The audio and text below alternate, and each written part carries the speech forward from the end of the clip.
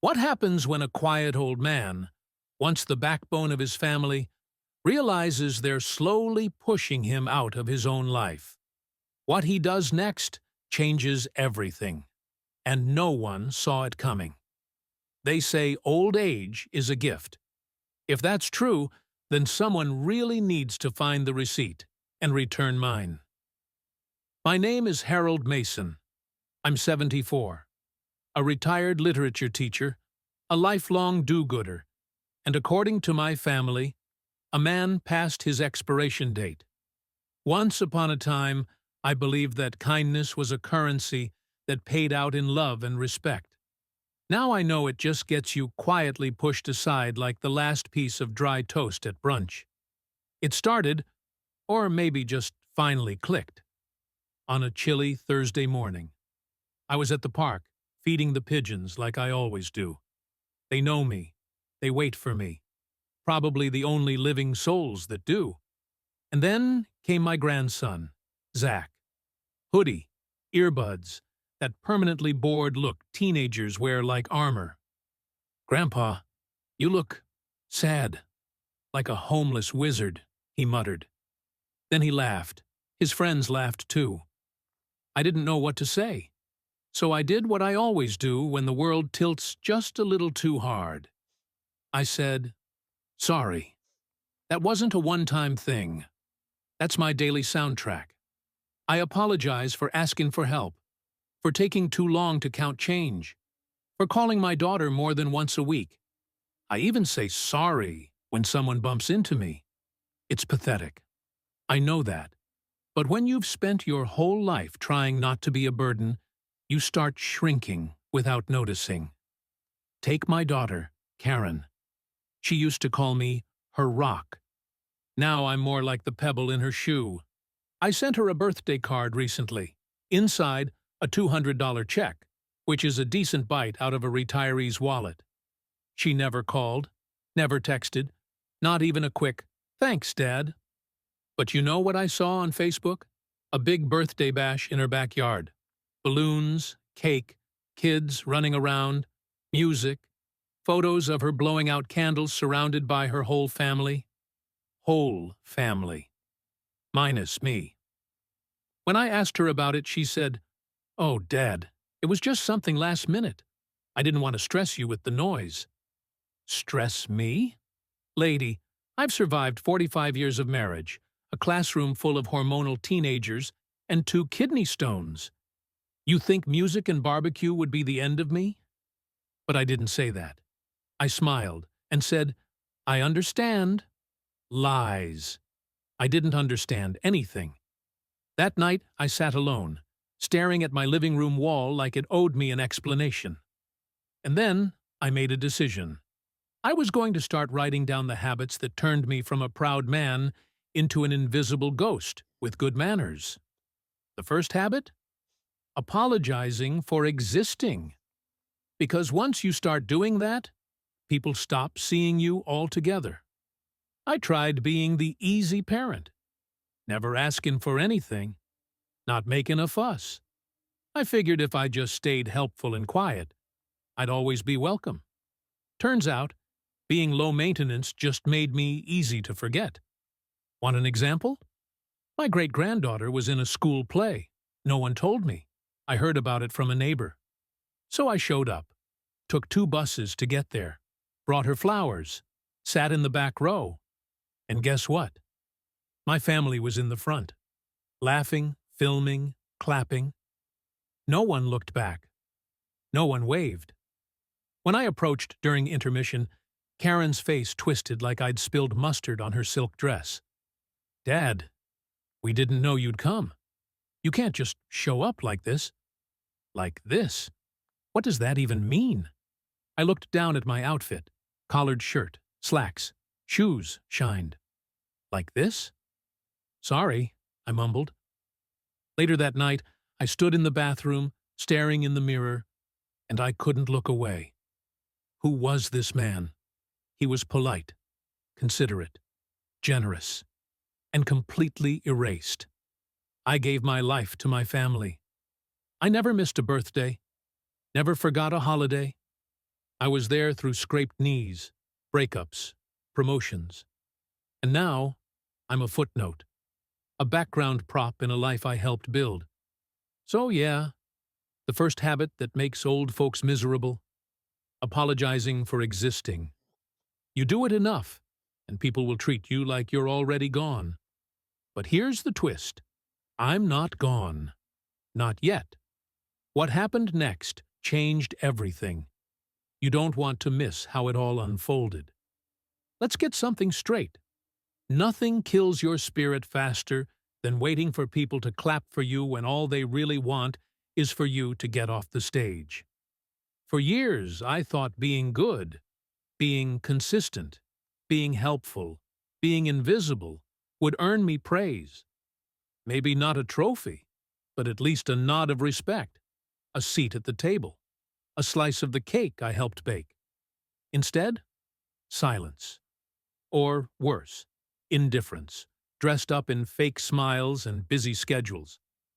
Let me tell you what it looks like to wait for approval at 74. It looks like sitting by the phone after sending a birthday card, thinking, she's probably just busy. She'll call tomorrow. It looks like checking your phone 5 times during Sunday dinner, not because you're expecting news, but because you're hoping someone remembered you're alive. It looks like baking your famous cornbread casserole and delivering it to your daughter's porch, hoping they'll invite you inside. Spoiler, they won't. Waiting for approval is the second habit that slowly drains the life out of you. And like a fool, I built my entire personality around it. I live in a modest one-story house.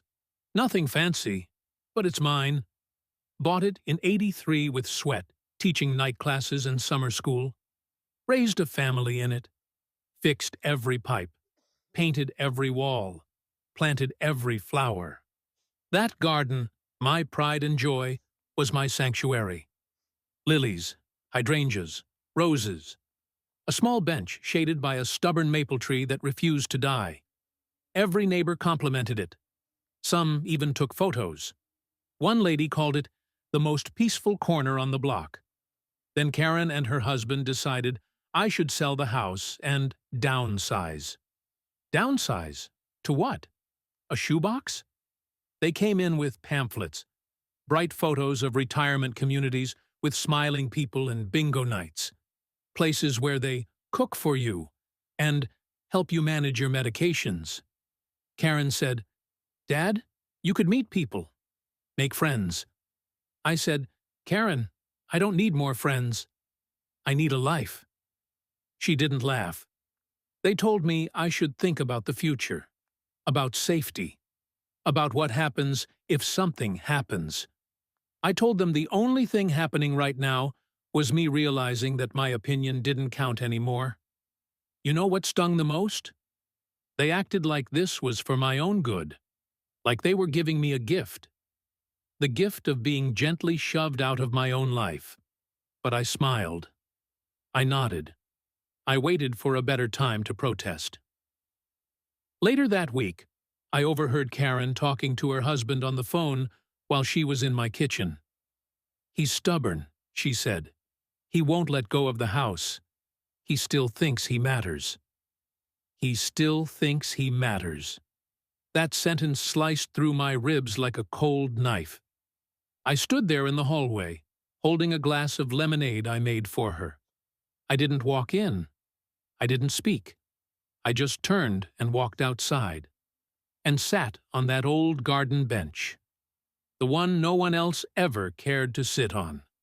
The bees buzzed, the wind rustled the leaves, and my casserole went cold on the counter while my daughter discussed my life like I was a delayed Amazon return. Still, the next morning, what did I do? I trimmed the hedges, watered the dahlias, cleaned the porch, because maybe, just maybe, if I made everything perfect, they'd change their minds. A week later, Karen showed up with someone new, a young woman in a smart blazer, all smiles and clipboard energy. She introduced herself as Marcy, a senior lifestyle coordinator. That's code for stranger who's been paid to talk me out of my home. Marcy sat on my couch like it belonged to her, crossed her legs, and said, "Mr. Mason, have you ever thought about how free you'd feel without the burden of property upkeep?" "Burden? That garden is my oxygen." She kept talking about new adventures and vibrant communities and letting go. Letting go of what? My independence? My home? My memories? Karen chimed in, "Dad, you don't have to decide now, but just think about it, okay?" I looked her dead in the eye and said, "You want me to think about becoming a guest in the last chapter of my own life?" The room got quiet. Marcy shifted uncomfortably. Karen forced a smile. "You're being dramatic." "Yeah, because nothing says dramatic like not wanting to be evicted from your own story." Soon after, they had another family dinner. I knew because Karen posted a picture of the table on her Instagram. Caption: "Love nights like this. Funny. I didn't get the invite. Again." So, I did something I hadn't done in years. I showed up anyway. I brought wine. Good wine. The kind I used to open when my wife was still alive, and we celebrated small victories. Like Karen graduating, or Zach learning how to ride a bike. I knocked on the door. Laughter inside. Someone turned down the music. Then silence.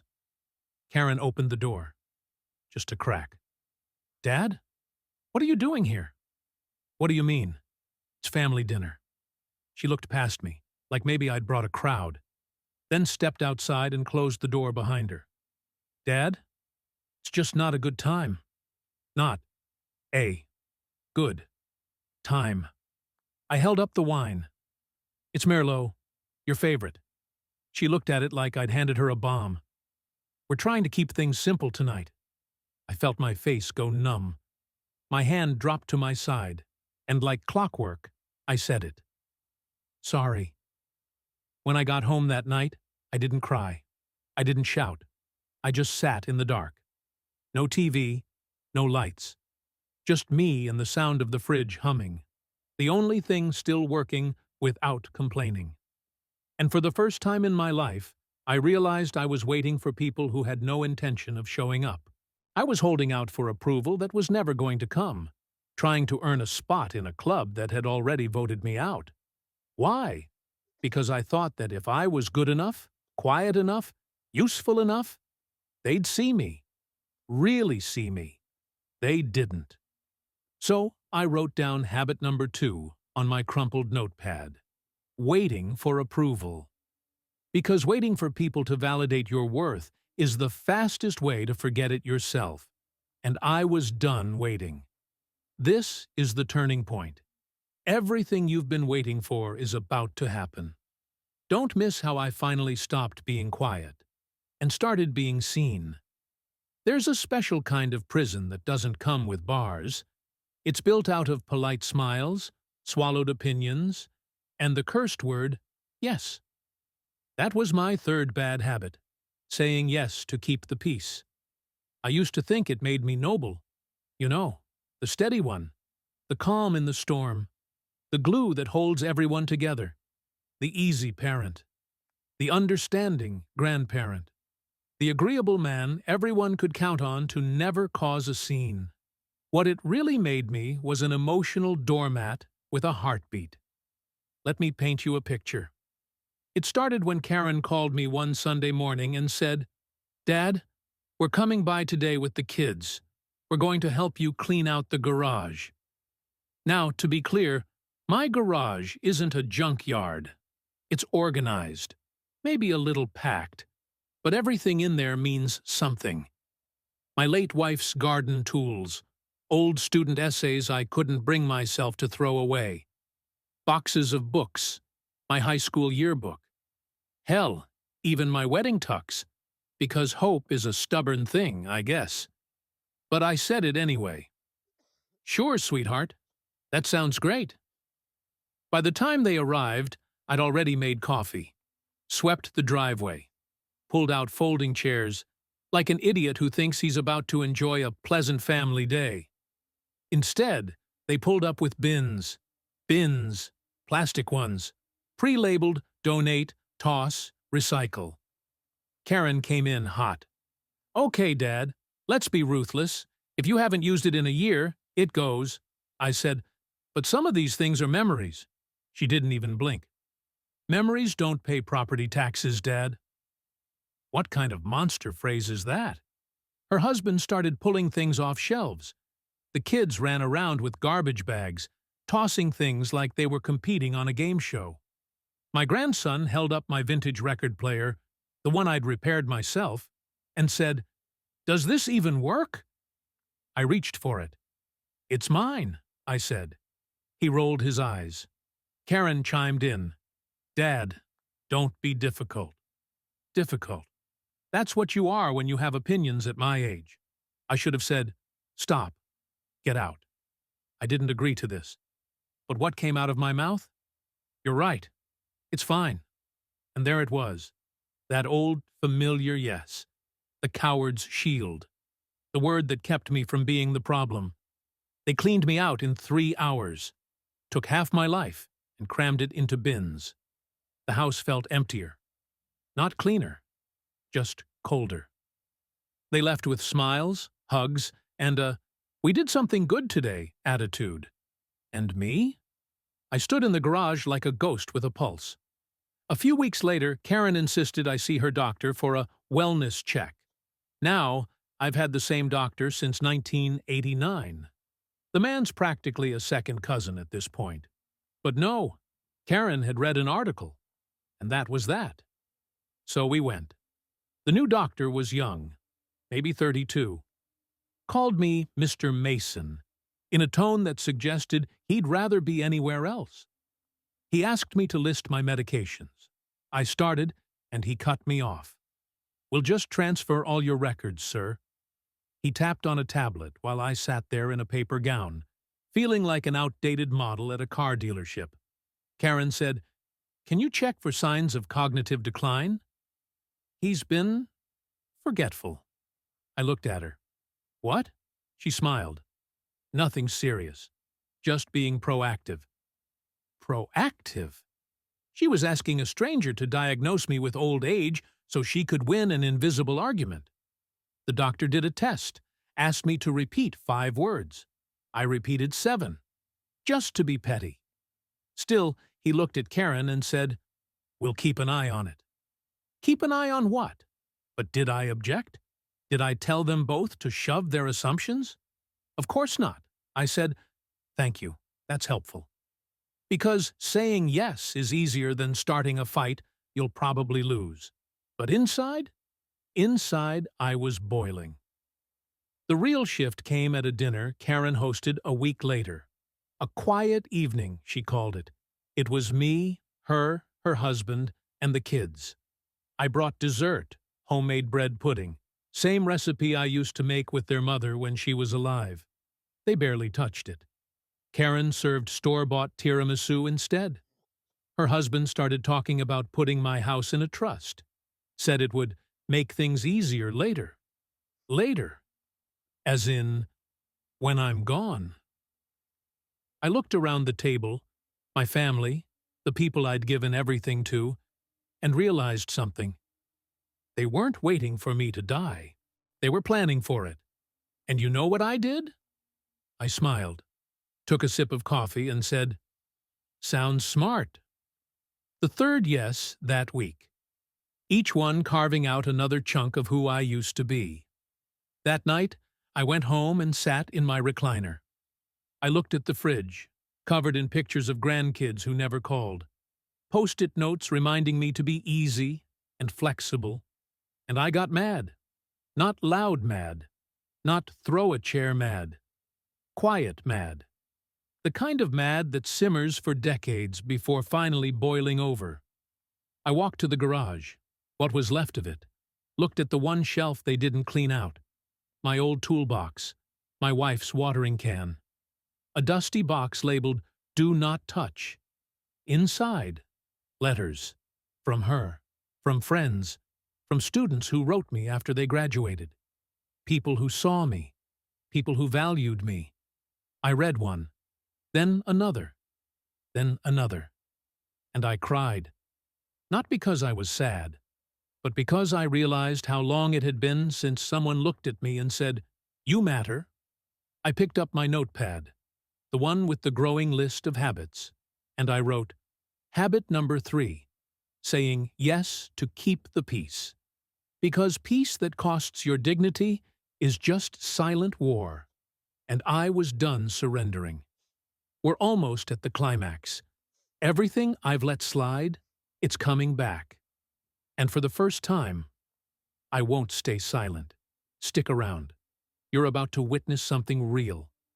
If you've followed me this far, you already know what kind of man I was. A man who said sorry when he didn't do anything wrong. A man who waited for approval from people who were already done applauding him. A man who said yes just to keep things quiet, even when silence cost him his self-respect. But the final 2 habits? They're the ones that nearly buried me. Habit number 4, disappearing quietly. It doesn't happen all at once, this disappearing act. It starts slow. You step out of photos so the grandkids have more space. You stop sharing opinions because they roll their eyes. You decline invitations they stopped sending years ago. And one day, you realize you haven't heard your own voice in days. That was me. I stopped writing, stopped calling people, stopped making plans. I started measuring my days not by what I did, but by what I managed not to interrupt. Let me tell you what it feels like to disappear quietly.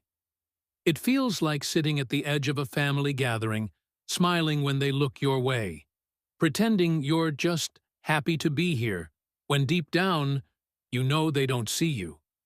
It feels like hearing someone talk about you in the past tense, and not correcting them.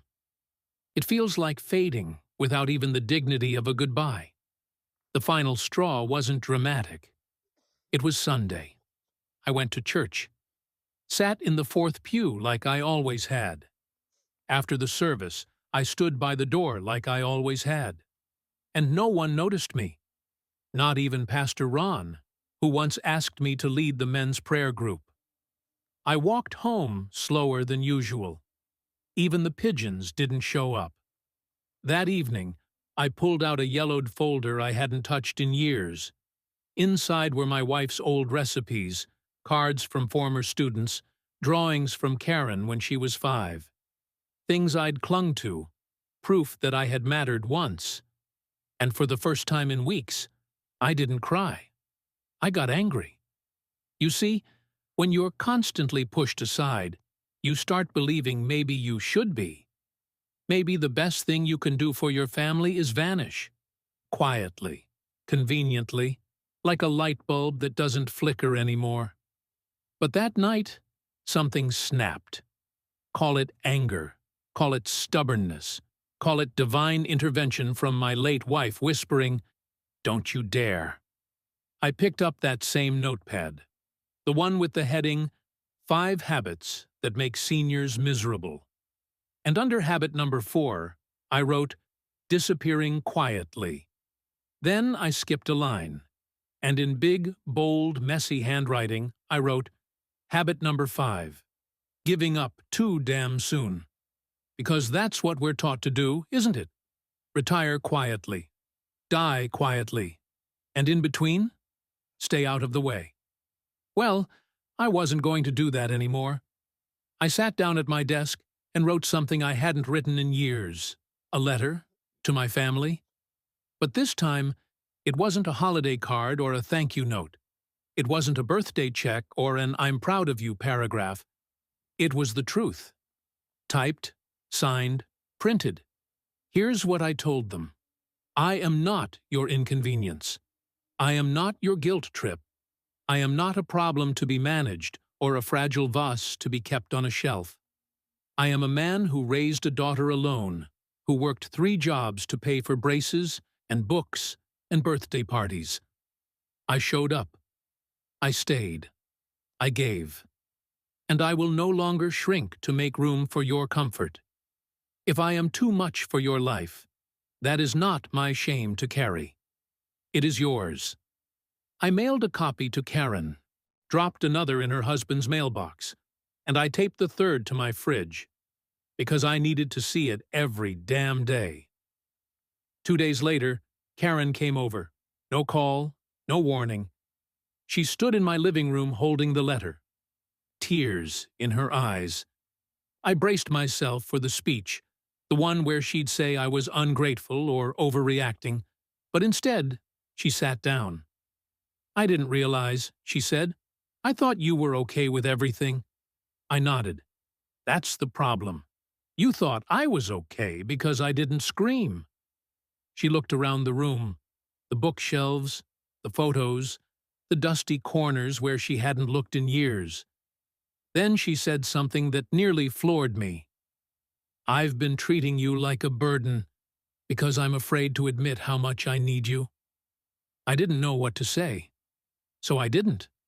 For once, silence wasn't the enemy. It was a beginning. She stayed for hours. We talked, really talked. And when she left, she hugged me like it wasn't just out of duty. It felt like repentance. It's been a few weeks since then. Karen calls more. Zach came over and helped me fix the porch swing. He still rolls his eyes, but he's learning. They're not perfect. Neither am I. But I'm done apologizing for living. I'm done waiting for someone to clap for me. I'm done saying yes when I mean not a chance. I'm done disappearing so others can feel more comfortable. And I am absolutely done giving up too soon. On the last page of that notepad, I wrote, 5 habits that make seniors. Miserable, apologizing for existing, waiting for approval, saying yes to keep the peace. Disappearing quietly, giving up too soon. And below it? I added one more line, start unlearning these, before it's too late.